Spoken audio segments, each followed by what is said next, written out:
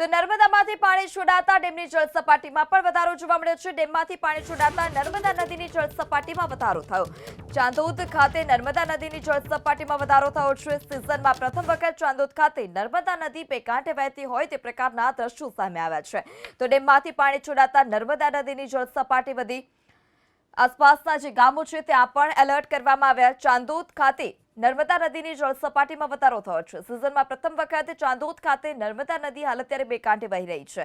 તો નર્મદા નદીમાં ભારે પાણીની આવક થઈ રહી છે। ઉપરવાસમાં પડેલા વરસાદને કારણે ડેમમાં સતત પાણીની આવક છે। નર્મદા ડેમમાં 2,79,644 ક્યુસેક પાણીની આવક। તો આ તરફ પાણીની આવકથી ડેમની સપાટી 135 મીટરને પણ પાર પહોંચી છે। ત્યારે નર્મદા ડેમની જળસપાટીમાં વધારો થતાં જ નદીમાં પાણી છોડવામાં આવ્યું।